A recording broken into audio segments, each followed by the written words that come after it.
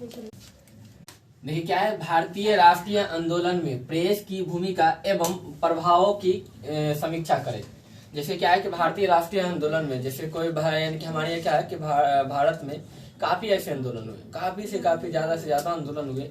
उसमें इस आंदोलन में प्रेस की क्या भूमिका क्या थी और उन्होंने किस प्रकार इनकी प्रभाव पड़ा, इसकी समीक्षा करना है। तो जैसे हम लोग यह जानते हैं कि जैसे हमारे यहाँ क्या हुआ था कि पहला नंबर कि 1857 की क्रांति के बाद यानी कि क्या हुआ कि ये यहाँ पे प्रेस की स्थापना कर दी गई यहाँ भारत में। ठीक है, पेपर तो ऐसी हो रही थी, पेपर यानी कि ऐसी यानी कि क्या हो रहा था कि पेपर निकल रही थी, पर प्रेस को आजादी 1857 के क्रांति के बाद मिली।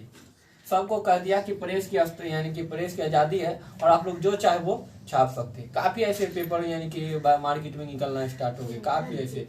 जैसे अमृत बाजार पत्रिका था, जो अमृत बाजार पत्रिका है ना, वो अंग्रेज जो करता था ना, उनकी एकदम रियली कहानी बताई जाती थी, जनता के सामने रखते थे। किसके सामने?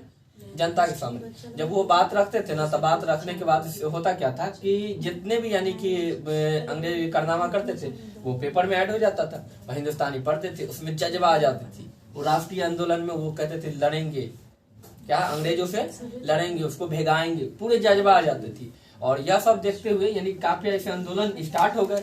तो आंदोलन जब स्टार्ट हो गए ना, तो इसके अंदर बताए जाते हैं कि बुराई देखने को मिली। तब यानी कि अंग्रेजों ने क्या कहा कि हो क्यों रहा है, तो कहा कि सभी अखबारों की जांच किया जाए। काफी ऐसे अखबार हुए बंद हो गए। वर्नाकुलर एक्ट यानी कि जांच करने के लिए बनाया गया, वर्नाकुलर एक एक्ट बनाया गया अंग्रेजों के थ्रू, और कहा जाए सभी अखबारों को क्या किया जाए, जांच किया जाए। और अमृत बाजार पत्रिका क्या किया कि रातों रात वो अपनी क्या की भाषा चेंज कर दी, रातों रात अपना क्या कर लिया, वो भाषा चेंज कर दिया। कौन पेपर चेंज कर दिया था? अमृत बाजार पत्रिका। तो ये प्रेस यानी क्या करता था, ये प्रेस है और ये प्रभावित करता था राष्ट्रीय आंदोलन में, लोगों को जज्बा डालते थे। उसके बाद हम लोग के काफी ऐसे नेता वो करते क्या थे कि बुक लिखते थे। क्या लिखते थे? बुक लिखते थे। जहाँ जेल में हो, जेल में कहीं भी हो, किसी भी जगह वहीं में बैठ के क्या होते थे कि बुक लिखते थे। और बुक लिखने की वजह से क्या होते थे कि वो लास्ट में यानी कि बुक छपाई होती थी प्रेस के थ्रू, और जनता पढ़ के उससे क्या होती थी, प्रभावित होती थी। ठीक है, और वही आंदोलन, राष्ट्रीय आंदोलन में भाग लेना शुरू कर देते थे। बात समझ में आ गई? देखिए क्वेश्चन है 8वां नंबर, यानी कि असहयोग आंदोलन के कारणों एवं परिणामों की व्याख्या करें। तो असहयोग आंदोलन के कारण क्या थे? तो कारण क्या थे? तो जलियांवाला बाग था, खिलाफत आंदोलन थे, रॉलेट एक्ट थे। ठीक है, तो ये सब क्या थे? कारण थे। तो जलियांवाला बाग के बारे में हम लोग जानते हैं, ये कब हुआ था? तो 13 अप्रैल को हुआ था। 13 अप्रैल 1919 को हुई थी। कब हुई थी?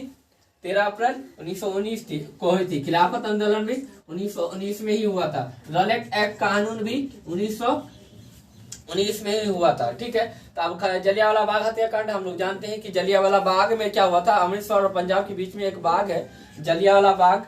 ठीक है, तो उन्हीं जगह पे बताया जाता है कि यानी कि इस काला कानूनों की वजह से मीटिंग हो रही थी। उस मीटिंग में ही बताए जाते हैं कि डायर नाम के एक ऑफिसर को नियुक्त किया गया था। वो आते हैं और अंधाधुंध गोली चलाते हैं। ठीक है, और बताया जाता है कि 10 मिनट में 1600 यानी कि फायरिंग यानी कि गोली फायरिंग होती है, और बताया जाता है काफी ऐसे व्यक्तियों की मौत हो जाती है। तो जिसके बाद कारण अफसोस होने के कारण लोगों यानी कि क्या होते हैं, असहयोग आंदोलन। खिलाफत आंदोलन, तो खिलाफत आंदोलन में हम लोग जानते हैं क्या हुआ था, खलीफा को लेकर चलाई गई थी।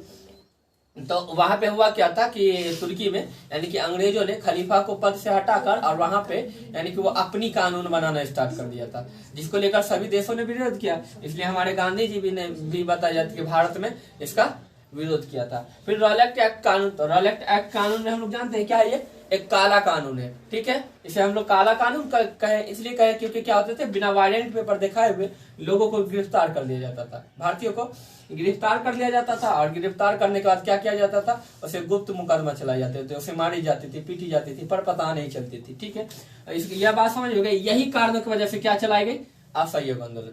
अब इसके परिणाम क्या रहे, तो परिणाम हम लोग ये जानते हैं कि हम लोग देखें कि अब हमारे भारतीयों क्या थे कि एक दूसरे का सहयोग कर रहे थे, एक दूसरे का सहयोग कर रहे थे। तो दूसरा परिणाम क्या था, तो दूसरा परिणाम हम लोग यह देखें कि किसी भी प्रकार जैसे होता क्या था कि लोग यानी कि आजाद यानी क्या होते थे कि लोगों में खूब उत्साह भर गई।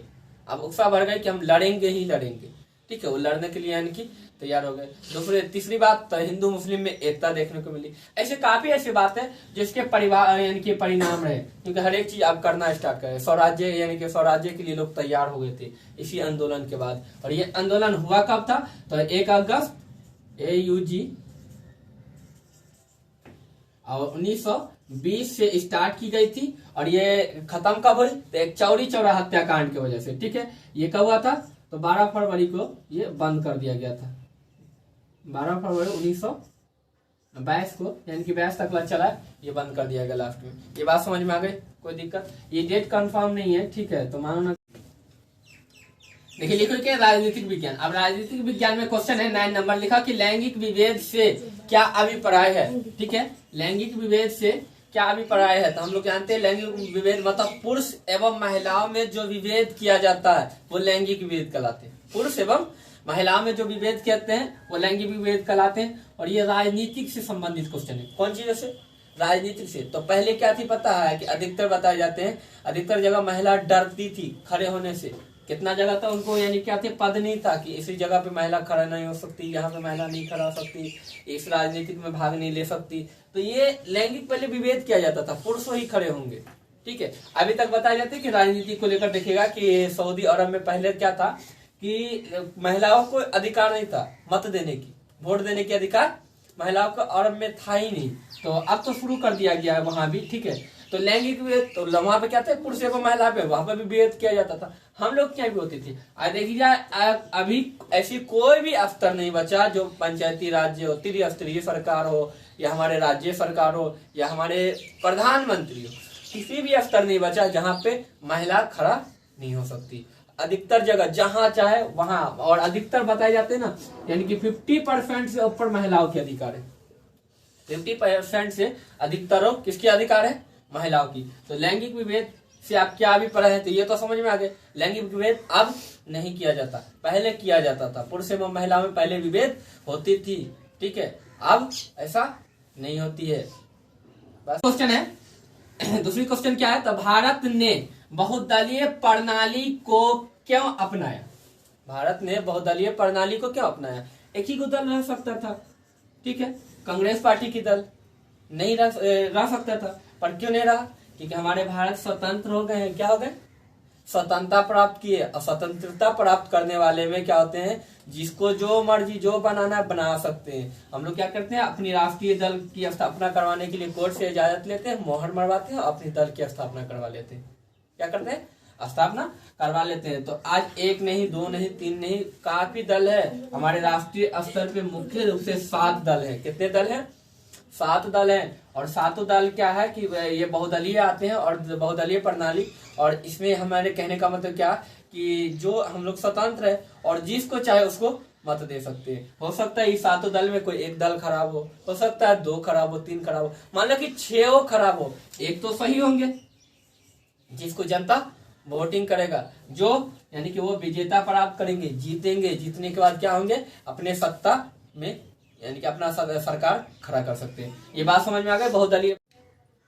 देखिए तीसरी क्वेश्चन क्या है कि मतलब 11 नंबर क्वेश्चन ये क्या है, लोकतंत्र से क्या समझते हैं? अब लोकतंत्र से आप क्या समझते हैं? तो हम लोग जानते हैं लोकतंत्र क्या है। तो लोकतंत्र की परिभाषा किसने दिया? अब्राहम लिंकन ने, जो पूर्व राष्ट्रपति रह चुके।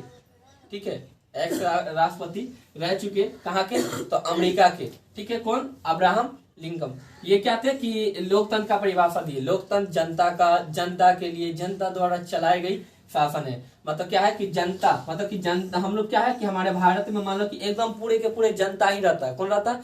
जनता ही रहता है। उसी में से कोई कहता है कि चलो तुम्हारे लिए हम करेंगे, उसमें से 2 और निकल जाता है, तुम्हारे लिए हम भी करेंगे, उसमें से और निकल जाता है, तुम्हारे लिए हम भी करेंगे, तुम्हारे लिए हम भी करेंगे।